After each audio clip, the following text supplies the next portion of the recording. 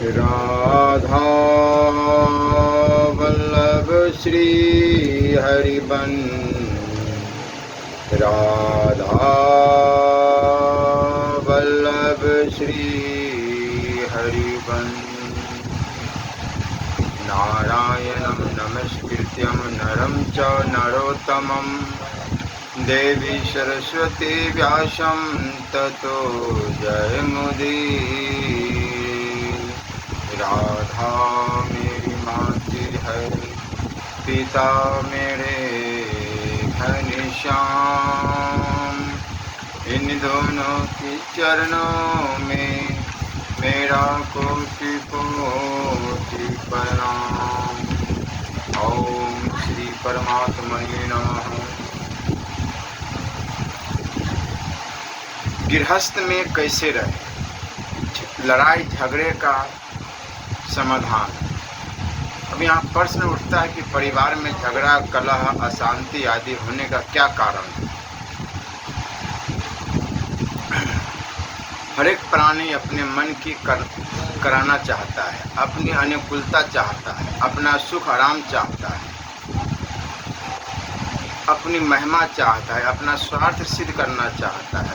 ऐसे व्यक्तिगत स्वार्थ के कारण ही परिवार में झगड़ा, कलह, अशांति आदि होते हैं। जैसे कुत्ते आपस में बड़े प्रेम से खेलते हैं, पर रोटी का टुकड़ा सामने आते ही लड़ाई शुरू हो जाती है।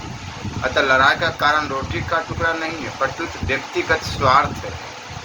कुटुंब में जो केवल अपना सुख आराम चाहता है वह कुटुंबी नहीं होता, प्रत्युत एक व्यक्ति होता है। कुटुंबी वही होता है जो कुटुंब में बड़े छोटे और समान अवस्था वाले सबका हित चाहता है और हित करता है। अतः जो कुटुंब में शांति चाहता है, कलह नहीं चाहता, उसको अपना कर्तव्य और दूसरे का अधिकार देखना चाहिए, अर्थात अपने कर्तव्य का पालन करना चाहिए और दूसरे का हित करना चाहिए, आदर सत्कार, सुख आराम देना चाहिए।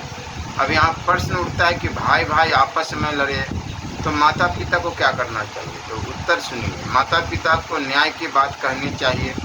छोटे पुत्र से कहे कि तुम भरत लक्ष्मण और शत्रुघ्न को देखो, तो ये राम जी के साथ कैसा बर्ताव करते थे।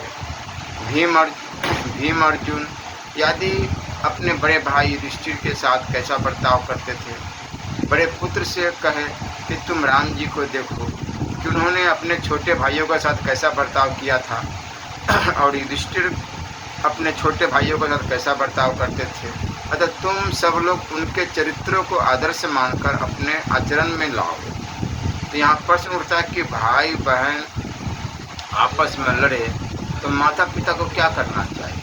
तो उत्तर सुनिए। माता पिता को लड़की का पक्ष लेना चाहिए, क्योंकि वह सुहासिनी, दान की पात्र, थोड़े दिन रहने वाली हो, अतः वह आदरणीय है। लड़का तो घर का मालिक है, घर में ही रहने वाला है। लड़के को एकांत में समझाना चाहिए कि बेटा बहन का निरादर मत करो, यह यहाँ रहने वाली नहीं है, यह तो अपने घर चली जाएगी, तुम तो यहाँ के मालिक हो। बहन को चाहिए कि वह भाई से कुछ भी आशा न रखे, भाई जितना दे उसमें से थोड़ा ही ले। उसको यह सोचना चाहिए कि भाई के घर से लेने से हमारा काम थोड़े ही चलेगा, हमारा काम तो हमारे घर से ही चलेगा।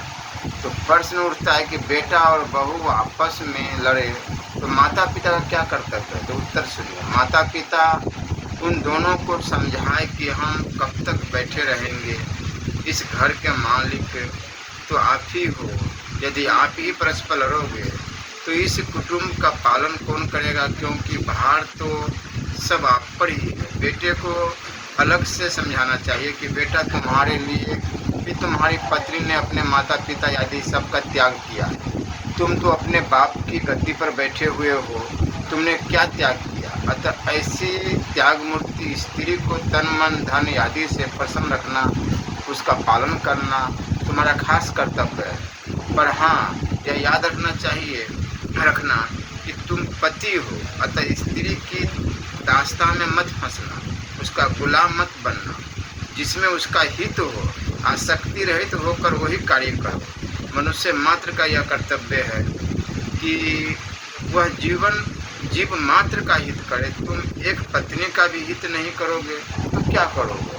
पुत्र वधू को समझाना चाहिए कि बेटी तुमने केवल पति के लिए अपने माता पिता, भाई, भौजाई, भतीजे आदि सबका त्याग कर दिया, अब उसको भी राजी नहीं रख सकती तो उसकी भी सेवा नहीं कर सकती, तो और क्या कर सकती हो। कोई समुद्र तर जाए पर किनारे पर आकर डूब जाए तो ये कितनी शर्म की बात है।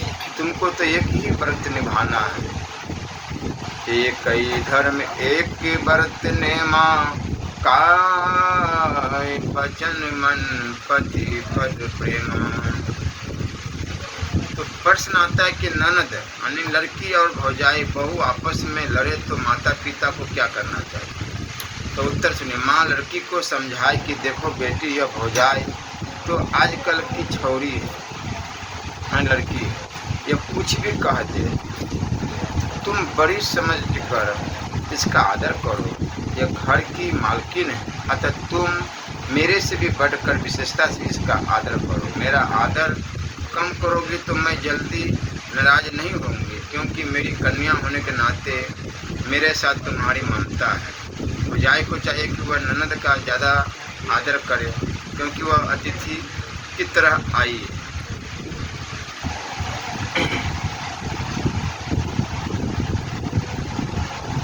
वह ननद के बच्चों को अपने बच्चों से भी ज़्यादा प्यार करे। बच्चे राजी होने से उनकी माँ भी राजी हो जाती है, यह सिद्धांत है। इस तरह ननद को राजी रखना चाहिए। दूसरे को राजी रखना अपने कल्याण में कारण। बेटी में मोह होने के कारण माँ बेटी को कुछ देना चाहे तो बेटी को नहीं लेना चाहिए। बेटी को माँ से कहना चाहिए कि मेरी भौजाई देगी तभी मैं लूँगी।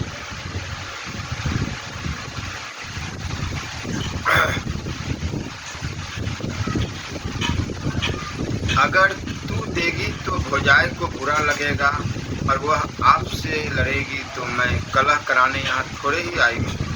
माँ तेरे से लूँगी तो थोड़े ही दिन मिलेगा, पर भौजाई के साथ हाथ से लूँगी तो बहुत दिन तक मिलता रहेगा। अतः त्याग दृष्टि से, व्यवहार दृष्टि से और स्वार्थ दृष्टि से भौजाई के हाथ से लेना ही अच्छा है। अब यहाँ प्रश्न उठता है कि बड़ा भाई माता पिता से लड़े तो छोटे भाइयों का क्या कर्तव्य। तो उत्तर सुनिए।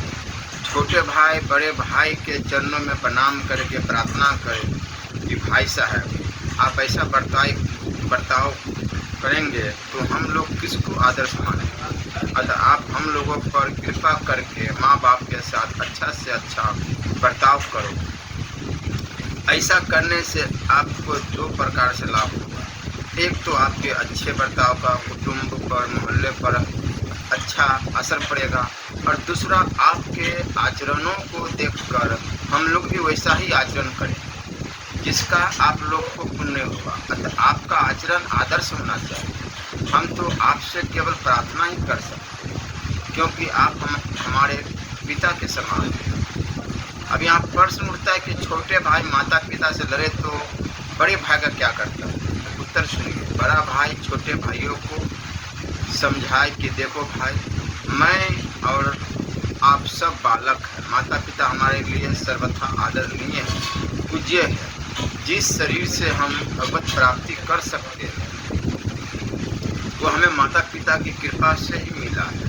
हम उनके ऋण से कभी मुक्त नहीं हो सकते। हाँ, हम उनके अनुकूल होंगे तो उनके राजी होने से यह ऋण माफ हो सकता है। हम अपने चमड़े की जूती बनाकर माता पिता को पहना दें तो भी उनका ऋण नहीं चुका सकते, क्योंकि वह चमड़ा आया कहाँ से। उनकी वस्तु ही उनको देती है। हमने अपना क्या दिया, उनकी वस्तु को हम अपना मानते हैं, यही गलती है। कोई हमारे को चाहे जैसा रखे, उनका हम पर पूरा अधिकार है। और प्रश्न उठता है कि बहन माता पिता से लड़े तो भाई का क्या कर्तव्य। तो उत्तर से भाई न्याय देखे और न्याय में भी वह बहन का पक्ष ले और माता पिता से कहे कि यह तो अतिथि की तरह आई है, इसका लाड़ प्यार करना चाहिए। परंतु बहन का अन्याय हो तो बहन को एकांत में समझाए कि बहन आपस में प्रेम की ही महिमा है, कलह की नहीं। माँ बाप आदरणीय हैं, अतः तुम और सब माँ बाप का आदर करें। तुच्छ चीज़ों के लिए उनका निरादर क्यों कर रहे हो? छोटा भाई भौजाई से लड़े तो बड़े भाई का क्या कर्तव्य है? उत्तर सुनो। बड़ा भाई छोटे भाई को धमकाए कि तुम क्या कर रहे हो। शास्त्र की दृष्टि से बड़े भाई की स्त्री माँ के समान होती। लक्ष्मण, भरत और शत्रुघ्न ने सीता जी के साथ कैसा बर्ताव किया था? उनके चरित्रों को बार बार पढ़ो और मनन करो, जिससे तुम्हारे भीतर निर्मल भाव पैदा होंगे, तुम्हारी बुद्धि स्वाभाविक ही शुद्ध हो जाएगी। अब प्रश्न उठता है कि जेठानी और देवरानी आपस में लड़े तो भाइयों को क्या करना चाहिए? बहू को एक नंबर में सबसे अधिक ननद के बच्चों को लाड़ प्यार करना चाहिए। ऐसे दूसरे नंबर में देवरानी के बच्चों को, तीसरे नंबर में जेठानी के बच्चों को, चौथे नंबर में सास के बच्चे को और पांचवें नंबर में अपने बच्चों को लाड़ प्यार करना चाहिए। उत्तर सुनिए। वह अपनी स्त्री को समझाए, छोटा भाई अपनी स्त्री को समझाए कि देखो, तुम्हें मेरे भाई को पिता के समान और भौजाई को माँ के समान समझकर उनका आदर करना चाहिए। बड़ा भाई अपनी स्त्री को समझाए कि तुम्हारे लिए मेरा छोटा भाई पुत्र के समान और उसकी स्त्री पुत्री के समान है, अतः तुम्हें उनको प्यार करना चाहिए। उसकी स्त्री कुछ भी कह दे, तुम्हें उसको क्षमा कर देना चाहिए, क्योंकि तुम बड़ी हो। अगर तुम उसकी बात न सहोगी तो तुम्हारा दर्जा बड़ा कैसे हुआ? उसकी बातों को सहने से, उसको प्यार करने से ही तो दर्जा ऊंचा होगा। क्रोध करने वाला अंत में हार जाता है और दूसरे के क्रोध को धैर्यपूर्वक सहने वाला जीत जाता है। दोनों भाइयों को यह सावधानी रखनी चाहिए कि वह स्त्रियों की कलह को अपने में न लाए। स्त्रियों में सहने की शक्ति स्वभाव है कम होती है, अतः भाइयों को बड़ी सावधानी से बर्ताव करना चाहिए, जिससे आपस में खटपट न हो। अगर स्त्रियों की आपस में बने ही नहीं तो अलग अलग हो जाना चाहिए, पर अलग अलग भी प्रेम के लिए ही होना चाहिए। यदि अलग अलग होकर भी आपस में खटपट रहती है तो फिर अलग अलग होने से क्या हुआ? अतः प्रेम के लिए ही साथ रहना है और प्रेम के लिए ही अलग होना है। अलग होने पर अपने हिस्से के लिए कलह भी नहीं होनी चाहिए। छोटे भाई को चाहिए कि बड़ा भाई कितना दे दे उतना ही ले ले, पर बड़े भाई को चाहिए कि वह अपनी दृष्टि से छोटे भाई को अधिक दे, क्योंकि वो छोटा है, प्यार का पात्र है। अपनी दृष्टि से अधिक देने पर भी यदि छोटा भाई अपनी दृष्टि से ठीक न माने तो बड़े भाई को छोटे भाई की दृष्टि का ही आदर करना चाहिए, अपनी दृष्टि का नहीं। त्याग की बड़ी चीज़ है। तुच्छ चीज़ों के लिए राग द्वेष करना बड़ी भारी भूल है, क्योंकि चीज़ें तो यहाँ रह जाएगी पर राग द्वेष साथ में जाएंगी। इसलिए मनुष्य को हरदम सावधान रहना चाहिए और अपने अंतकरण को कभी मैला नहीं करना चाहिए। पुत्र आपस में लड़े तो भाइयों को क्या करना चाहिए? जहाँ तक बने अपने पुत्र का पक्ष न ले, भाई के पुत्र का पक्ष ले। यदि भाई के पुत्र का अन्याय हो तो उसको शांति में समझाना चाहिए। तात्पर्य है कि अपने स्वार्थ और अभिमान का त्याग करे तो सबके साथ अच्छा बर्ताव। अब यहाँ प्रश्न उठता है कि माँ और पत्नी, सास और बहू आपस में लड़े तो पुत्र का क्या कर्तव्य होता है? उत्तर सुनिए। ऐसी स्थिति में पुत्र के लिए बड़ी आफत होती है। वो अगर माँ का पक्ष ले तो स्त्री रोने लग जाती है और स्त्री का पक्ष ले तो माँ दुखी हो जाती है कि यह तो स्त्री का ही हो गया, मेरा नहीं रहा। ऐसे समय में पुत्र तो विशेषता से माँ का ही आदर करे और माँ की ही बात रखे और स्त्री को एकांत में समझाए कि मेरी माँ के समान मेरे लिए और तेरे लिए भी पूजनीय आदरणीय और कोई नहीं। उसके समान हम दोनों का हित करने वाला और हित चाहने वाला ही और कोई नहीं। माँ तेरे को खरी खोटी सुना भी दे तो भी भीतर से वह कभी तेरा अहित नहीं चाहती, पर तू सदा हित ही चाहती है। अगर तू मेरे को राजी रखना चाहती है तो माँ को राजी रख। पुत्र को चाहिए कि वह स्त्री के बस में होकर उसके कहने में आकर किसी से कलह लड़ाई द्वेष न करे। स्त्री के कहने में आकर माँ बहन आदि का तिरस्कार अपमान कर देना बहुत बड़ा अपराध है। माँ को भी एकांत में समझाए कि माँ यह बेचारी अपने माँ बाप भाई भौजाई आदि सबको छोड़कर आई है, अतः आप ही इसका लाड़ प्यार कर सकती है। इसका दुख सुनने वाला दूसरा कौन है? यह अपने दुख सुख की बात किससे कहे? आप ही इसकी माँ है। इसके द्वारा आपके मन के प्रतिकूल बर्ताव भी हो जाए तो भी सहन करके इसको निभाना चाहिए। हम दोनों भी इसका ख्याल नहीं करेंगे तो यह कहाँ जाएगी। अतः माँ इसको क्षमा कर दे। मैंने बचपन में कई बार आपकी गोदी में टट्टी पेशाब कर दिया, पर आपने मेरे को अपना ही अंग मानकर मेरे पर कभी गुस्सा नहीं किया, पर तू क्षमा ही किया और उसको मेरा अपराध माना ही नहीं। ऐसे ही इसको अपना अंग समझकर क्षमा कर दे।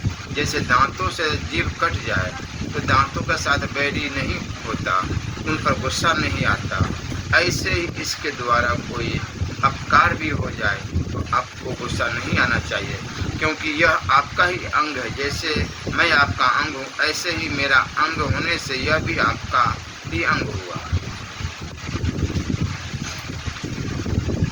अब यहाँ प्रश्न उठता है कि पत्नी और पुत्र वधू आपस में लड़े तो पति ससुर को क्या करना चाहिए?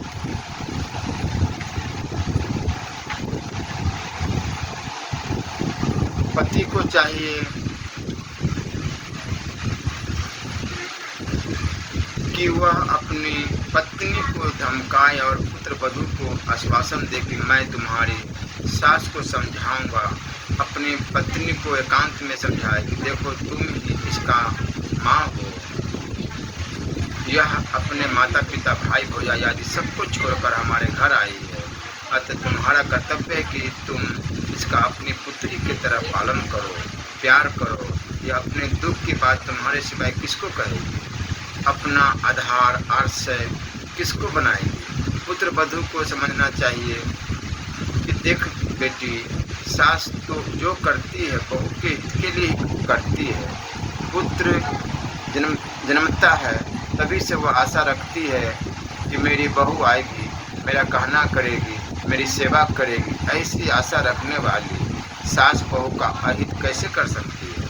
बचपना होने के कारण अपने मन के अनुकूल न होने से तेरे को सास की बात बुरी लगती है। बेटी, तू अपने माँ बाप आदि सबको छोड़कर यहाँ आई है तो क्या एक सास को भी राजी नहीं रख सकती? सास कितने दिन की यहाँ की मालकिन तो तुम ही हो। तुम दोनों की लड़ाई भले आदमी सुनेंगे तो इसमें दोष गलती तुम्हारा ही मानेंगे। जैसे बड़े बूढ़े और बालक आपस में लड़े तो दोष बच्चों का ही माना जाता है, बड़े बूढ़ों का नहीं। अतः इन सब बातों को ख्याल में रखते हुए तुम्हें अपने व्यवहार का सुधार करना चाहिए, जिससे तुम्हारा व्यवहार सास को बुरा न लगे। कभी तुमसे कटु बर्ताव हो भी जाए तो सास के पैरों में पड़कर रोकर क्षमा मांगनी चाहिए। इसका सास पर बड़ा अच्छा प्रभाव पड़ेगा, जिससे तुम दोनों की तथा घर की शोभा होगी, घर सुखी होगा। एक तुम्हारे बिगड़ने से पूरा घर अशांत हो जाएगा। घर की अशांति का कारण तुम क्यों बनती हो? तुम बड़ों की आज्ञा का पालन करो, सुबह शाम बड़े को चरणों में पड़ो। सास कुछ भी कह दे उसके सामने बोलो मत। जब वह शांत हो जाए तब अपने मन की बात बड़ी शांति से उसको बता दो। वह माने तो ठीक, न माने तो ठीक, तुम्हारा कोई दोष नहीं रहेगा। पिता और माता आपस में लड़े तो पुत्र का क्या कर्तव्य है? जहाँ तक बने पुत्र को माँ का पक्ष लेना चाहिए, परंतु पिता को इस बात का पता नहीं रहना चाहिए कि यह अपनी माँ का पक्ष लेता है। पिता से कहना चाहिए कि पिताजी, आप हम सबके मालिक हैं। मेरी माँ कुछ भी कहेगी तो आपसे ही कहेगी, आपके सिवाय उसकी सुनने वाला कौन है? विवाह के समय आपने अग्नि और ब्राह्मण के सामने जो वचन दिए थे उसका पालन करना चाहिए। माँ अपने दिए हुए वचन निभाती है या नहीं, इसका ख्याल न करके आपको अपना ही कर्तव्य निभाना चाहिए। आप मर्यादा रखेंगे तो मेरे और मेरी माँ के लोक परलोक दोनों सुधर जाएंगे, नहीं तो हम दोनों कहाँ जाएंगे। आपके बिना हमारी क्या दशा होगी। मैं आपको शिक्षा नहीं दे रहा हूँ, केवल याद दिला रहा हूँ। मैं कुछ अनुचित भी कह दूँ तो आपको क्षमा कर देना चाहिए, क्योंकि आपको पिता है। क्षमा बरन को चाहिए, छोटन को उत्पात, कहा विष्णु को घट गयो, जो भृगु मारी लात। भृगु ने लात मारी तो विष्णु भगवान का घटा कुछ नहीं, परंतु महिमा ही बढ़ी। अतः आप खुद सोचिए, आपको मैं क्या समझाऊं, आप खुद जानकार हैं। परिवार में कलह न हो, इसके लिए प्रत्येक व्यक्ति का कर्तव्य है कि वह अपने अधिकार का त्याग करके दूसरों के अधिकार की रक्षा करे। प्रत्येक व्यक्ति अपना आदर और सम्मान चाहता है, अतः दूसरों को आदर और सम्मान देना चाहिए। अब यहाँ प्रश्न उठता है कि सास पुत्र का पक्ष लेकर तंग करे तो बहू को क्या करना चाहिए। उत्तर, बहू को यही समझना चाहिए कि ये तो घर के मालिक है, मैं तो दूसरे घर से आई हूँ, अतः यह कुछ भी कहे कुछ भी करे, मुझे तो वही करना है जिससे ये राजी रहे।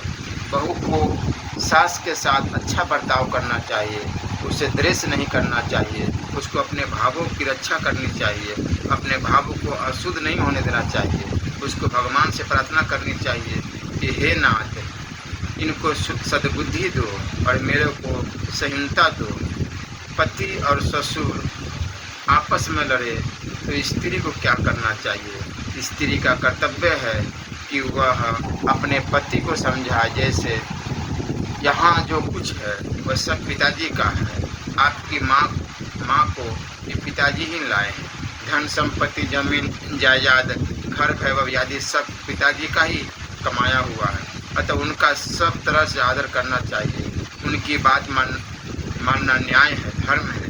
और आपका कर्तव्य है कुछ भी लिखा पढ़ी किए बिना आप उनकी संपत्ति के स्वतः सिद्ध उत्तराधिकारी है, अतः वह कुछ भी कहे वह सब आपको मान्य होना चाहिए।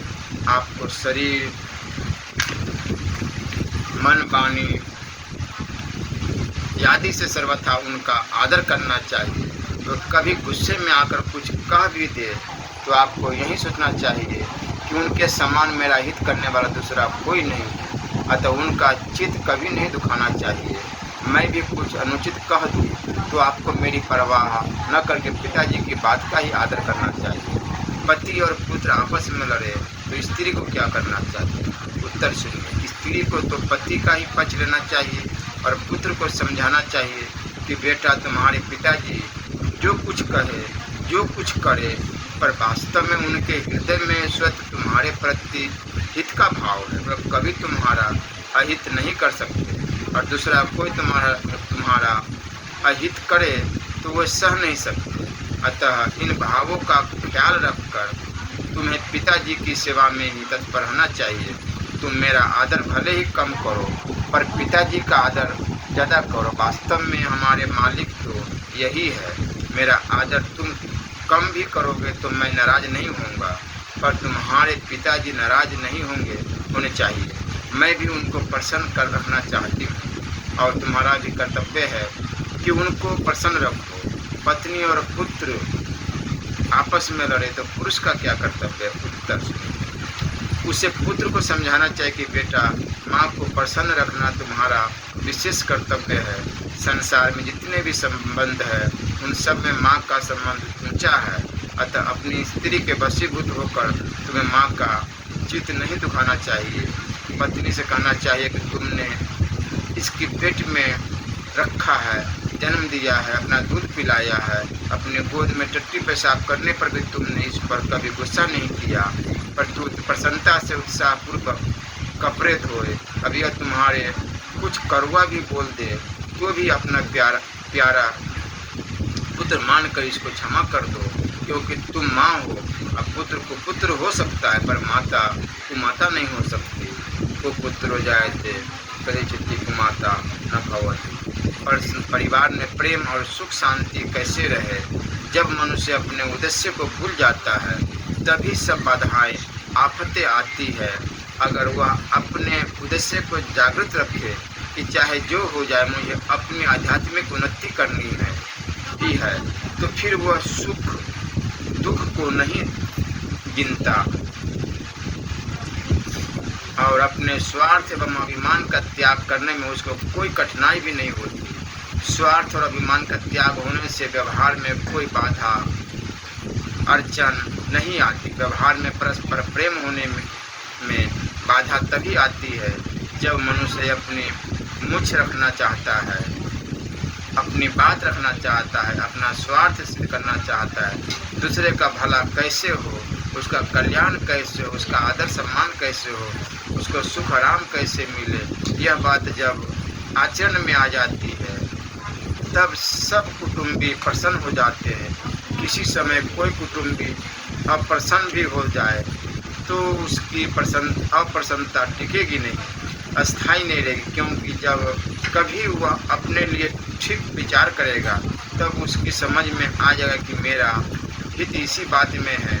जैसे बालक को पढ़ाया जाए तो खेल कूद में वृत्ति रखने के कारण उसको पढ़ाई बुरी लगती है पर परिणाम में उसका हित होता है। ऐसे ही कोई बात ठीक होते हुए भी किसी को बुरी लगती है तो उस समय भले ही उसकी समझ में न आए पर भविष्य में जरूर समझ में आएगी। कदाचित उसकी समझ में न भी आए तो भी हमें अपने नियत और आचरण पर संतोष होगा कि हम उसका भला चाहते हैं और हमारे भीतर एक बल रहेगा कि हमारी बात सच्ची और ठोस है। आपस में प्रेम रखने से ही परिवार में सुख शांति रहती है। प्रेम होता है अपने स्वार्थ और अभिमान के त्याग से।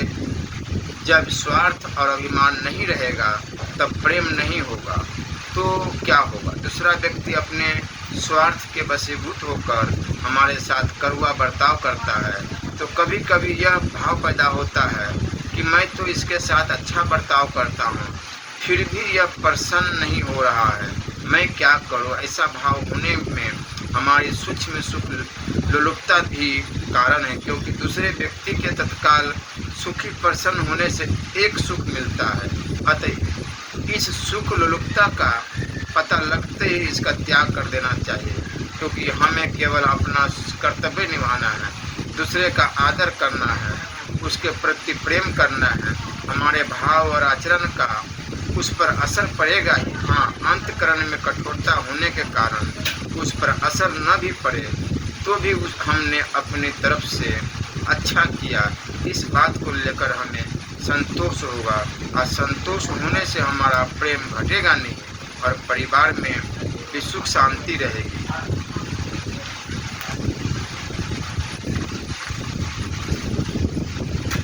मनुष्य मात्र वास्तव में विद्यार्थी ही है।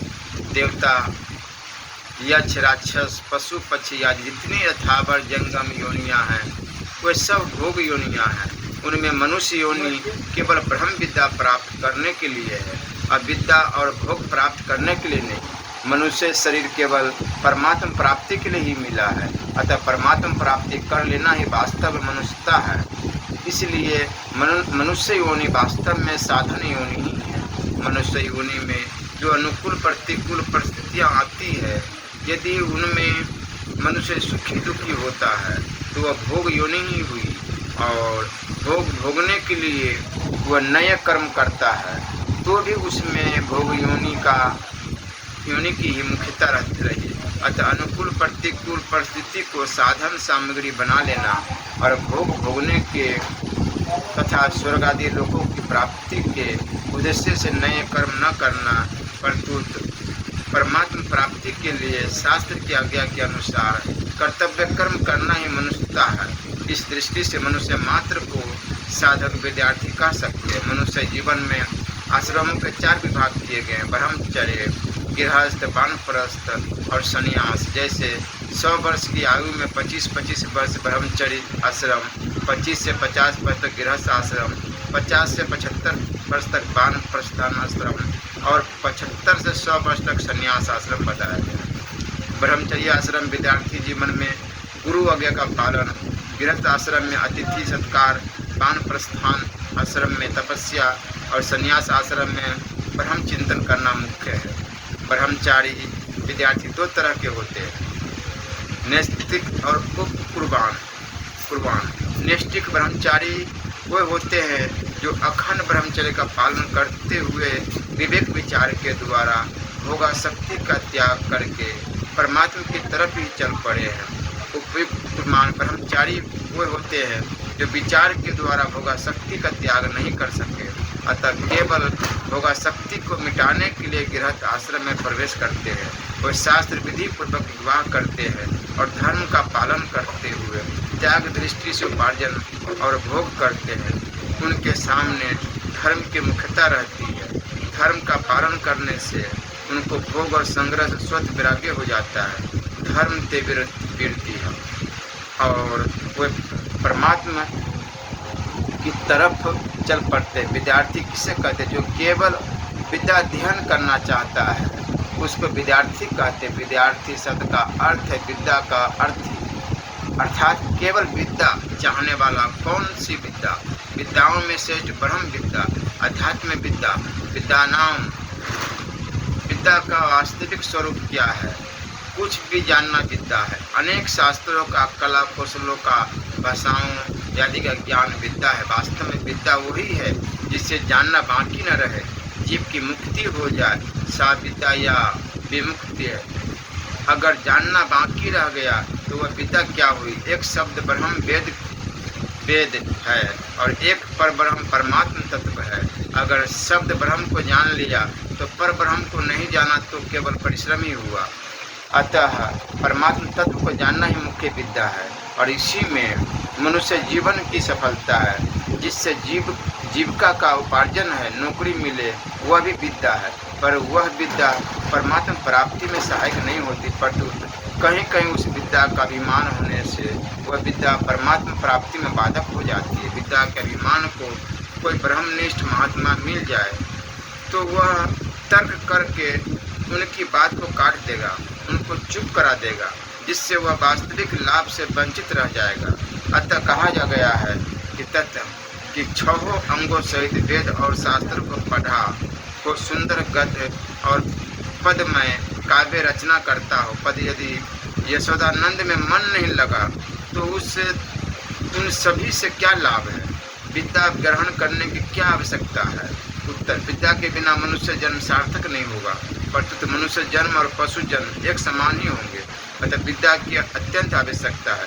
कोई भी आरंभ होता है तो वह किसी उद्देश्य को लेकर ही होता है। मनुष्य जन्म केवल दुखों का अंतता भाव और परमानंद की प्राप्ति के उद्देश्य से ही मिला है। इस उद्देश्य की सिद्धि अगर नहीं हुई तो मनुष्यता नहीं है। जैसे पशु पक्षी आदि भोग योनि है, ऐसे परमात्मा प्राप्ति के बिना मनुष्य भी भोग योनि ही है।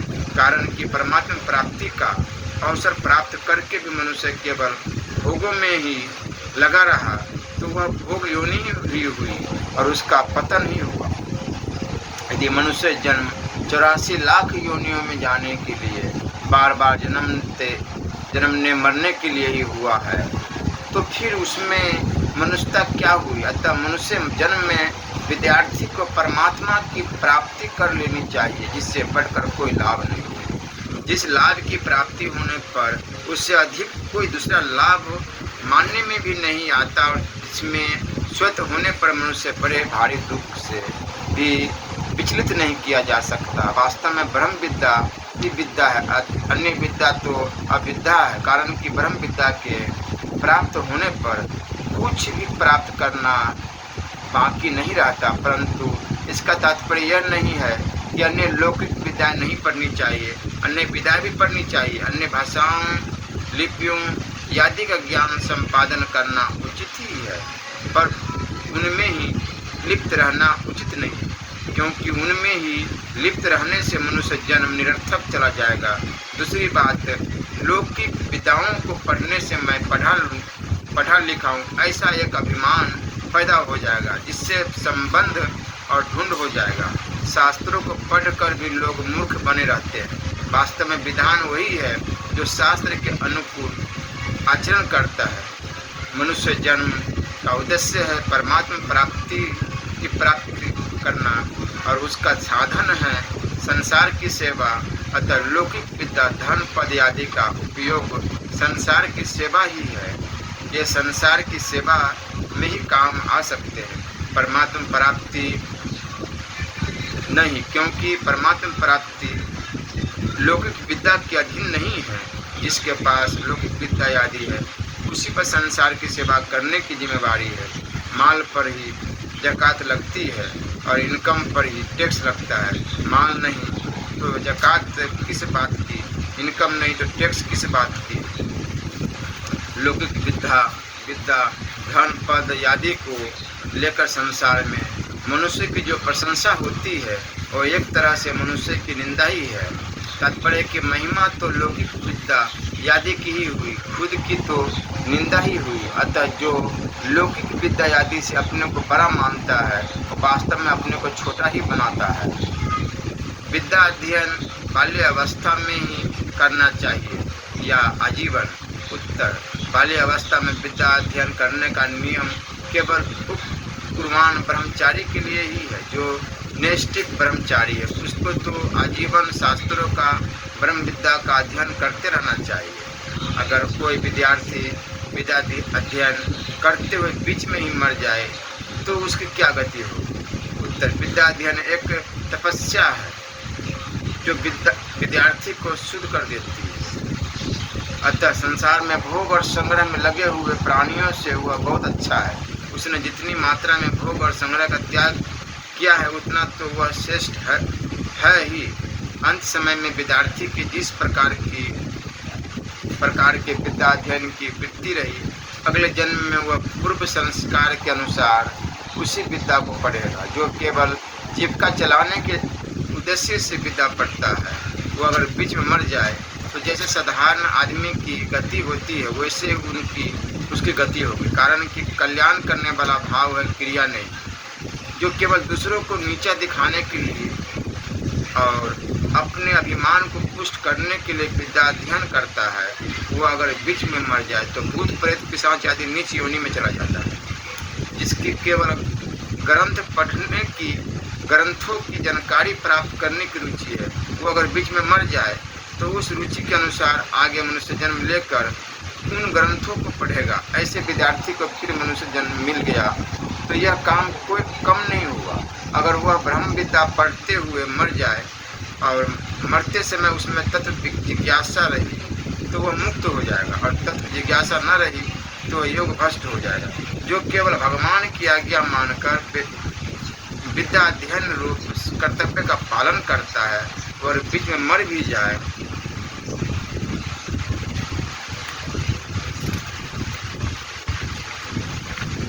आगे मरते समय उसको भगवान की अगर स्मृति हो जाए तो उसका उद्धार हो जाएगा, और भगवान की स्मृति न हो तो वह योग भ्रष्ट हो जाएगा। प्राचीन और आधुनिक विद्यार्थियों में क्या अंतर है?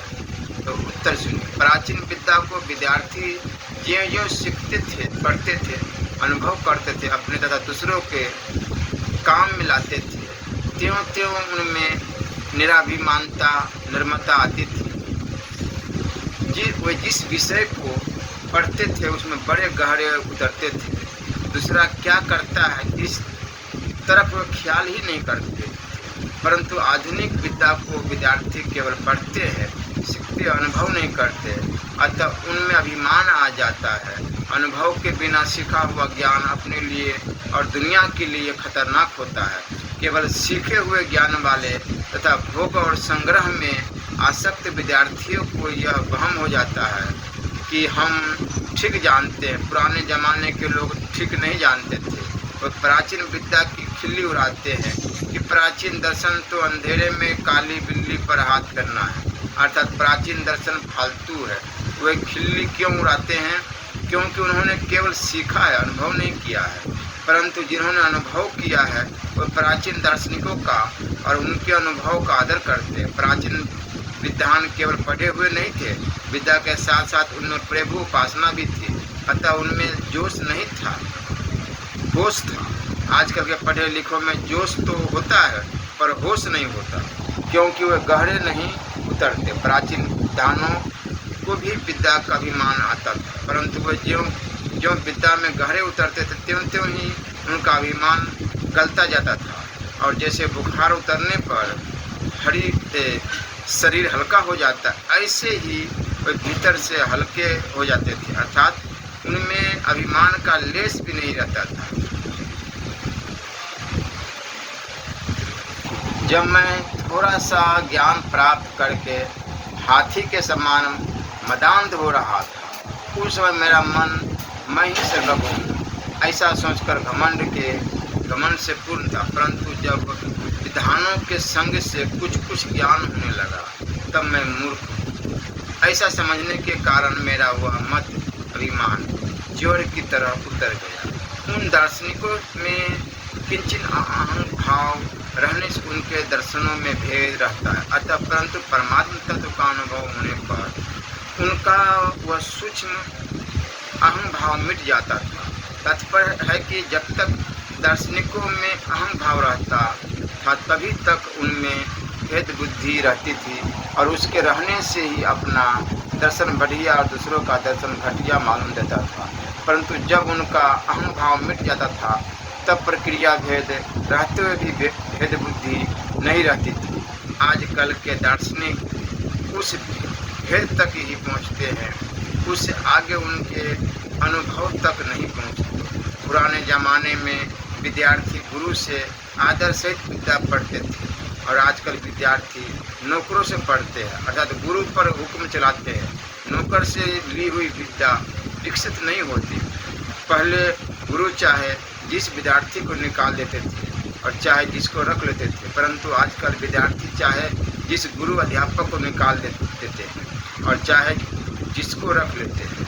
पहले गुरु गद्दी पर विराजमान होकर विद्या देते थे और शिष्य विद्यार्थी नीचे आसन पर बैठते थे, परंतु आज के विद्यार्थी बेंचों पर कुर्सियों पर बैठते हैं और अध्यापक काले बोर्ड के पास खड़े खड़े विद्यार्थियों को पढ़ाते हैं।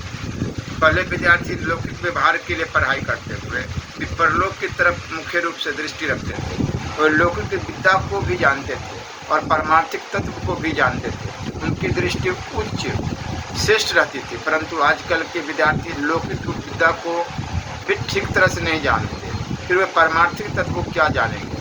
उन्होंने जितना पढ़ा है उसको भी वह दूसरों को ठीक तरह से नहीं पढ़ा सकते। केवल सर्टिफिकेट पाने के लिए वे नकल करके उत्तीर्ण होते हैं और अपने नाम के साथ BA, MA, शास्त्री, आचार्य आदि उपाधियाँ जोड़कर राजी हो जाते हैं। वे केवल व्यवहार में आने वाली बातों को ही सीखते हैं, और जिसने अधिक धन पैदा हो, जिनसे अधिक धन पैदा हो, अधिक भोग भोगे, उन्हीं उपायों में लगे रहते हैं। मनुष्य जन्म क्यों मिला है, इसका खास प्रयोजन क्या है, अपना कल्याण कैसे हो, इस तरफ उनकी दृष्टि जाती ही नहीं। जैसे दो दीपक पास में रख दे तो एक दूसरे के प्रकाश से दोनों के नीचे का अंधेरा दूर हो जाता है, ऐसे ही पहले विद्यार्थी परस्पर वाद विवाद करते थे, लौकिक पारलौकिक बातों पर विचार करते थे, जिससे उनको दोनों लोगों की बातों का ज्ञान हो जाता था। परंतु आजकल के विद्यार्थी ऐसा बहुत कम करते हैं। वे तो अपने को ही विद्वान मानकर बैठ जाते हैं, जिससे उनका विकास रुक जाता है।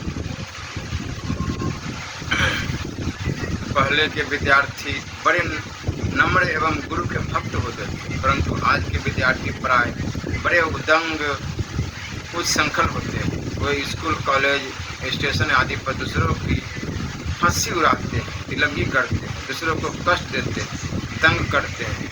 उनमें माँ बाप की और गुरुजनों की न भक्ति है न आदर है, प्रत्युत वे उनका तिरस्कार अपमान करते हैं। इसका नतीजा यह होता है कि वे बड़े होने पर अपनी संतान से तिरस्कृत होते हैं और मजबूर होकर उनको तिरस्कृत होना ही पड़ता है। उनके लिए यह लोक भी सुखदायी नहीं होता, फिर परलोक कैसे सुखदायी हो सकता है। प्राचीन विद्यार्थी ग्रंथों के गहरे तत्व को समझते थे और उनका उस विद्या पर अधिकार हो जाता था तथा वे उस विद्या से नए आविष्कार भी कर सकते थे। ऐसे विद्यार्थी आचार्य कहलाते थे। परंतु आधुनिक विद्यार्थी विद्या के वास्तविक तत्व को समझते नहीं और समझना भी नहीं चाहते। फिर भी हाँ, यदि उनमें लगन हो, उत्कंठा हो तो वे समझ सकते। प्राचीन विद्यार्थियों को कोई नई बात मिल जाती थी तो वे उसमें चिपक जाते थे, उसका आदर करते थे, उसको महत्व देते थे, उसका तत्व समझते थे, उसका ठीक मनन करके उसको धारण कर लेते थे। अतः वह विद्या उनमें अस्थायी हो जाती थी। परंतु आधुनिक विद्यार्थियों को कोई विशेष बात मिल जाए तो उनको उनमें विशेषता मालूम नहीं देती, क्योंकि तो उसमें प्रविष्ट नहीं होते। पहले विद्यार्थी बाहर की चमक दमक में न फंसकर भीतर के गहरे भावों को समझते थे और समझने की उत्कंठा रखते थे। वो जितना नहीं जानते थे उतना अनजानपना उनको खटकता रहता था और आगे जानने की उत्कंठा बनी रहती थी। आजकल के विद्यार्थियों में प्राय वैसा उत्साह देखने में नहीं आता। वो जितना नहीं जानते उतना अनजानपना उसको खटकता नहीं। पहले विद्यार्थी गुरु की सेवा करते थे, उसके अनुकूल रहते थे, उनकी प्रसन्नता में अपनी प्रसन्नता मानते थे। वे भीतर से गुरु के साथ विचार, सिद्धांत, मान्यता आदि से एक हो जाते थे। अतः शिष्य में गुरु का अवतार हो जाता था। तो विद्या की प्राप्ति में गुरु कृपा को ही कारण मानते थे। वास्तव में जो विद्या गुरु कृपा से मिलती है वो अपने उद्योग से, पुरुषार्थ से नहीं मिलती। पहले विद्यार्थी कार्य आरंभ या विद्या आरंभ में गुरु का स्मरण करते थे, जिससे उन्हें उसमें सफलता मिली। जैसे लव कुश ने अपनी माता सीता से ही धनुर्विद्या सीखी। अतः वे माँ को गुरु मानते थे। जब राम जी के यज्ञ घोरों की पकड़ने पर शत्रुघ्न आदि के साथ युद्ध हुआ, तब लव कुश ने युद्ध के आरंभ में माँ सीता का स्मरण किया। अतः युद्ध में लव कुश की विजय हुई। उन्होंने सब सेना को हरा दिया तथा हनुमान जी और अंगद को पकड़कर माँ के पास गए। तात्पर्य कि पहले विद्यार्थी गुरुजनों के कृतज्ञ होते थे, परंतु आज के विद्यार्थी गुरुजनों के कृतज्ञ न होकर के कृतधन होते हैं। गुरुजनों के विरोध में वे आंदोलन छेड़ देते हैं। अतः उनकी विद्या फलभूत नहीं होती। अभिमान के कारण वे अपने ही अध्ययन से अपने में विशेषता मानते हैं। अतः उनकी विशेषता सीमित होती है। पुराने विद्यार्थी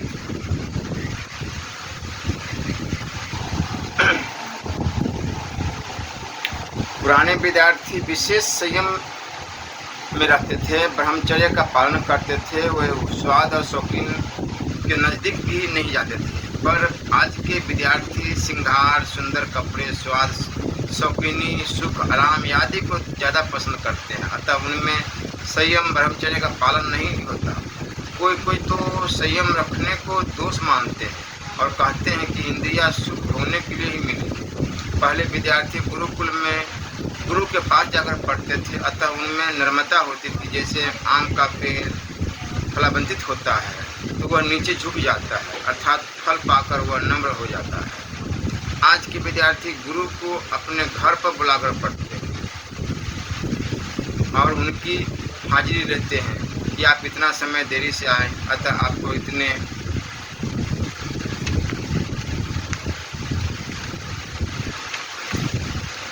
पैसे कम मिलेंगे। विद्या पढ़ने पर भी उनमें नम्रता नहीं आती, परंतु वे ज़्यादा उद्दंड हो जाते हैं। जैसे अरंड के वृक्ष में जब फल आते हैं तब वह नीचे नहीं झुकता, परंतु ऊपर की ओर आता है। पहले विद्यार्थियों में कर्तव्य की प्रधानता थी। वे कर्तव्य पालन में ही अपना अधिकार मानते थे, फल में नहीं। अतः वे मुक्त हो जाते थे। आज के विद्यार्थियों में फल की प्रधानता है, अतः वे फल में आसक्त होकर बन जाते हैं। प्राचीन विद्यार्थी विद्याध्ययन को ही मुख्य मानते थे और उसी में अपना समय लगाते थे। आजकल के विद्यार्थी राजनीति, याद में पड़ जाते हैं, जिससे उनका विद्याध्ययन छूट जाता है। विद्याध्ययन में उनकी तत्परता नहीं रहती, उनका मन नहीं लगता। पहले विद्यार्थियों में आस्तिकता की प्रधानता थी। वह जिस विद्या को पढ़ते थे वह लोक और परलोक दोनों में काम आती थी। आज के विद्यार्थियों में नास्तिकता ज़्यादा होती है। वह जिस विद्या को पढ़ते हैं वह इस लोक में भी प्राय काम नहीं आती, फिर वह परलोक में क्या काम है। प्राचीन और आधुनिक विद्या में क्या अंतर है? तो उत्तर सुनिए। प्राचीन आध्यात्मिक विद्या स्वयं को शांति देने वाली, उससे अशांति, कला, अभाव आदि मिट जाते हैं। परंतु आजकल की लौकिक विद्या केवल बाहर काम आने वाली, स्वयं को शांति देने वाली नहीं। जिससे अशांति, आपस का कलह बनता है। जैसे धन आने से तृष्णा, धन का अभाव अधिक बढ़ता है, ऐसे ही आधुनिक विद्या सीखने से अभाव बढ़ता है। आजकल तरह तरह के आविष्कार होने पर भी शांति नहीं मिल रही है, क्योंकि उनमें परवशता है, स्वतंत्रता नहीं। अर्थात मनुष्य को उनके परवश होना पड़ता है। परंतु प्राचीन विद्या से मनुष्य को परवश नहीं होना पड़ता और उसको स्वयं का बोध हो जाता था। प्राचीन विद्या मनुष्य को परमात्मा के सम्मुख कराती है और आधुनिक विद्या मनुष्य को नाशवान के सम्मुख कराती है, नाशवान को महत्व देती है। आधुनिक विद्या व्यवहार में काम आती है, अतः इसको व्यवहार की तरह ही महत्व देना चाहिए। इसको सर्वोपरि महत्व देना ही गलती है। वास्तव में विद्या वही है जो मनुष्य का कल्याण करते हैं। विद्या विधान किसे कहते हैं और विद्यार्थी विधान कब कहलाता है? तो उत्तर सुनिए। साधारण दृष्टि से जो जिस विषय में अधिक जानकार है वह उस विषय का विधान कहलाता है। लौकिक विद्या में जो चारों वेद, 6 शास्त्र, 18 पुराण, उप पुराण आदि का जानकार है वह विधान कहलाता है। परंतु वास्तविक विधान जो परमात्मा तत्व को जानने वाला होता है, चाहे वह पढ़ा लिखा भी न हो। जब दूसरा व्यक्ति विद्यार्थी को अपने से अधिक पढ़ा लिखा स्वीकार कर लेता है तब वह उस विद्यार्थी को विधान कह देता है। परंतु विद्यार्थी को अपनी दृष्टि से अपने को विधान नहीं मानना चाहिए, परंतु अपनी कमी को देखना चाहिए और उस कमी को दूर करने की चेष्टा में ही तत्पर रहना चाहिए। ऐसा करने से विद्यार्थी में कमी नहीं रहेगी और वह अच्छा विधान बन जाएगा। परंतु जहाँ उसने अपने को विधान माना कि वहीं उसकी प्रगति रुक जाएगी और उसमें अभिमान आ जाएगा। अभिमान संपूर्ण दोषों का स्थान है। संस्कृति मूल सुलु प्रदिनाना सकल शोकदायक अभिमाना। भगवान भी अभिमान से द्वेष भाव और देने से प्रिय भाव। नारद भक्ति सुन तात्पर्य कि भगवान को अभिमान अच्छा नहीं लगता, क्योंकि वह मनुष्य का पतन करता है, और सरलता, नम्रता अच्छी लगती है, क्योंकि वह मनुष्य का उद्धार करती है। विद्यार्थी के लिए विज्ञान की पढ़ाई अच्छी है या वाणिज्य की? तो उत्तर से विद्यार्थी को दोनों ही पढ़ाई करने की आवश्यकता है। इनमें भी वाणिज्य की पढ़ाई व्यवहार में ज़्यादा और जल्दी काम आने वाली है। विज्ञान की पढ़ाई व्यवहार में इतनी जल्दी काम नहीं आती। एक बात विशेष है, पारमार्थिक बातों को गहरा समझने से परमार्थ और व्यवहार दोनों ठीक हो जाते हैं। परंतु केवल व्यवहार सीखने से परमार्थ सिद्ध नहीं होता, क्योंकि सीमित विद्या से सीमित ही मिलता है और असीम तत्व को समझने से सब बातें ठीक समझ में आ जाती है। डॉक्टर और वकालत की पढ़ाई करनी चाहिए या नहीं? उत्तर, डॉक्टर की पढ़ाई में हिंसा और वकालत की पढ़ाई में झूठ कपट रहता है। यदि हिंसा और झूठ कपट छोड़कर पढ़ाई करे, काम धंधा करे तो कोई दोष नहीं। लोगों ने हिंसा और झूठ कपट को आवश्यक मान लिया है, अपना कर्तव्य मान लिया है। इसलिए इन दोनों विद्याओं में हिंसा और झूठ कपट की प्रधानता हो रही है तथा ईमानदारी से काम करने में कठिनता मालूम दे रही है। क्या विद्यार्थी के लिए संस्कृत की पढ़ाई आवश्यक है? उत्तर सुनिए। विद्यार्थी के लिए तो सभी भाषाओं का ज्ञान आवश्यक है, पर संस्कृत का ज्ञान अत्यंत आवश्यक है। कारण कि संस्कृत भाषा में जैसे गहरे ग्रंथ है वैसे दूसरे भाषाओं में नहीं है। संस्कृत भाषा बहुत मर्यादित एवं परिष्कृत है। यह व्याकरण के नियमों से बंधी हुई है। संस्कृत व्याकरण के समान दूसरी किसी भी भाषा का व्याकरण नहीं। संस्कृत व्याकरण का ज्ञान होने पर दूसरी भाषाओं का ज्ञान सुगमता से हो जाता है, परंतु दूसरी भाषाओं का ज्ञान होने पर संस्कृत भाषा का ज्ञान सुगमता से नहीं होता, परंतु संस्कृत का ज्ञान करने में कठिनता मालूम देती है। जो अपनी संस्कृति को छोड़कर पाश्चात्य विद्या को भाषा को सीखता है और वैसा ही बन जाता है, उसने वास्तव में विद्या ली नहीं है, परंतु अपने आप को खो दिया है। अतः अपनी संस्कृति सुरक्षित रखते हुए ही विद्या लेनी चाहिए, भाषा सीखनी चाहिए। विद्यार्थी को कौन सी विद्याएं ग्रहण करनी चाहिए? तो उत्तर सुनिए, विद्या तो हर एक ग्रहण करनी चाहिए, पर जो विद्या भोग और संग्रह में लगाए वह वास्तव में अविद्या ही है। ऐसी विद्या की विद्यार्थी के लिए जरूरत नहीं है। अर्थात विद्यार्थी के लिए नाटक, सिनेमा, उपन्यास आदि की विद्या सीखने की कोई ज़रूरत नहीं है और इनको सिखाना भी नहीं चाहिए। जो अपने धैर्य, विद्या अध्ययन अथवा परमात्मा प्राप्ति के प्रकृति प्रतिकूल न हो, वही विद्या ग्रहण करनी चाहिए।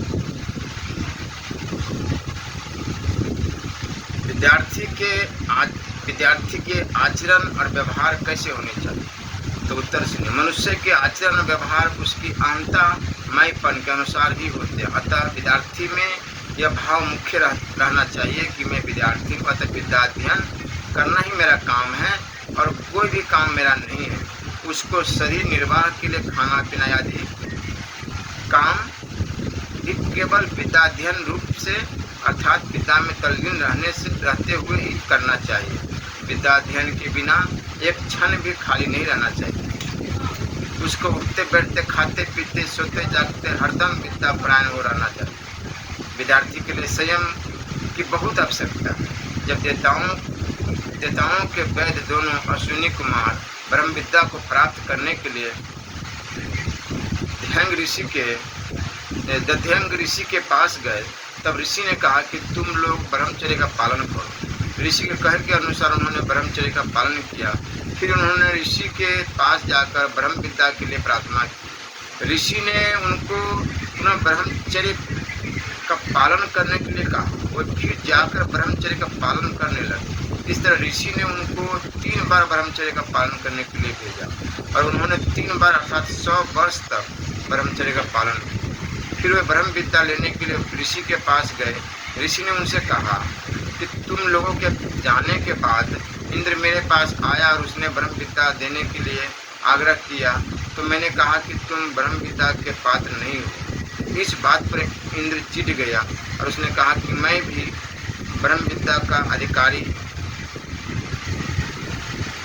नहीं हूँ, तो फिर और कौन अधिकारी होगा? अब यदि तुम किसी को ब्रह्म विद्या दोगे तो मैं तुम्हारा सिर काट लूँगा। अतः मैं तो तुम लोगों को ब्रह्म विद्या दे सकूँगा नहीं। और फिर तुम दूसरी जगह जाओगे तो पहले से ही तुम लोग किसी दूसरे के पास जाकर ब्रह्म विद्या ग्रहण करो। अश्विनी कुमारों ने कहा कि ऋषिवर, आपकी आज्ञा हो तो हम आपकी बाधा दूर कर सकते हैं। हम आपका मस्तक काट कर रख लेंगे और उसकी जगह दूसरा मस्तक लगा देंगे। उस मस्तक से आप हमें ब्रह्म विद्या दे। जब इंद्र आकर उसको काट देगा तो हम पुनः आपका पहला मस्तक जोड़ देंगे। फिर इंद्र को वह मस्तक काटने का अधिकार नहीं। इस प्रकार इंद्र का काम भी हो जाएगा और हमें ब्रह्म विद्या भी मिल जाएगी। ऋषि ने उनकी बात स्वीकार कर ली। अश्विनी कुमारों ने ऋषि का सिर काटकर अपने पास रख लिया।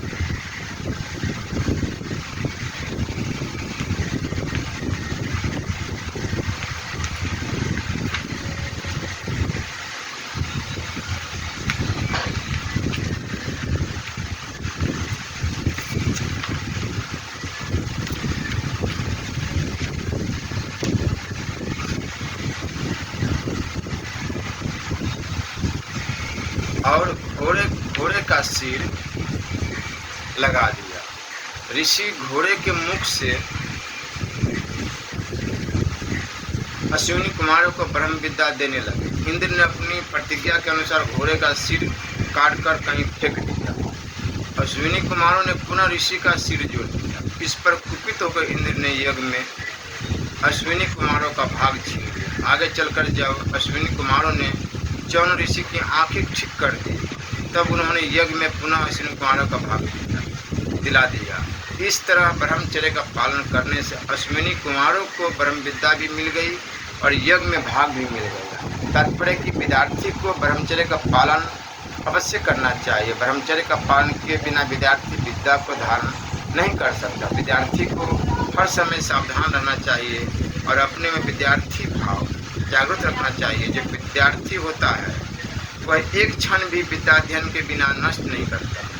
क्षण क्षण करके विद्या का और कण कण करके धन का संग्रह करना चाहिए। क्षण का त्याग करने वाले को विद्या कहाँ और कण का त्याग करने वाले को धन कहाँ। विद्यार्थी को एक कहावत है, गल में घाले गुदरी निश्चय मांडे मरण, वो पूछी निशी दिन करे तब आगे व्याकरण। भाव अर्थात पढ़े हुए पाठकों को घोंटता यानी रटता रहे।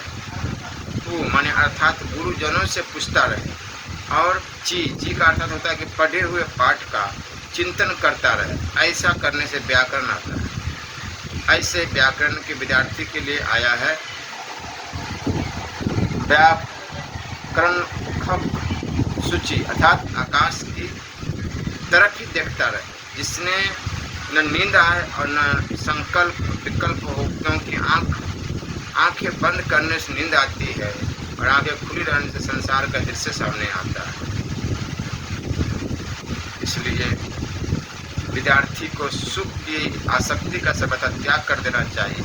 यदि सुख की इच्छा हो तो विद्या को छोड़ दे और यदि विद्या की इच्छा हो तो सुख को छोड़ दे, क्योंकि सुख चाहने वाले को विद्या कहाँ और विद्या चाहने वाले को सुख कहाँ। विद्या अध्ययन करना भी तप है और तप में सुख का भोग नहीं होता। जब सुख लेना ही नहीं है तो फिर खेल तमाशा सिनेमा टेलीविजन आदि का तो कहना ही क्या। ये तो सर्वथा त्याज्य है, क्योंकि इनको देखने से समय तो जाता ही है।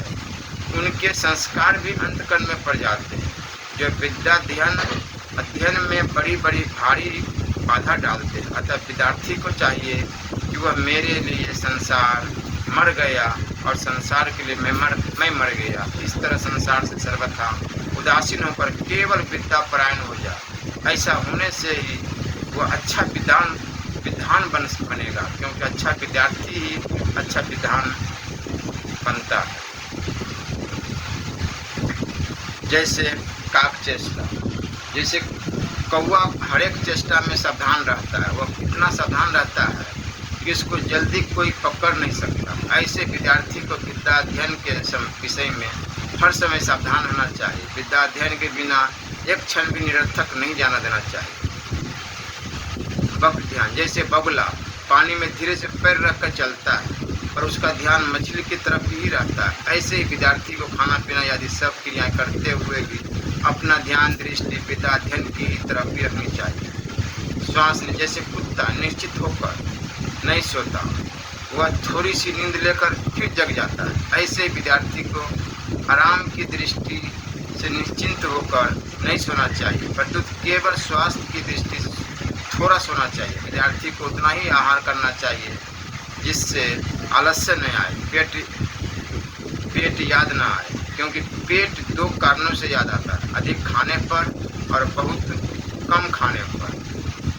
विद्यार्थी को ब्रह्मचर्य का पालन अवश्य करना चाहिए।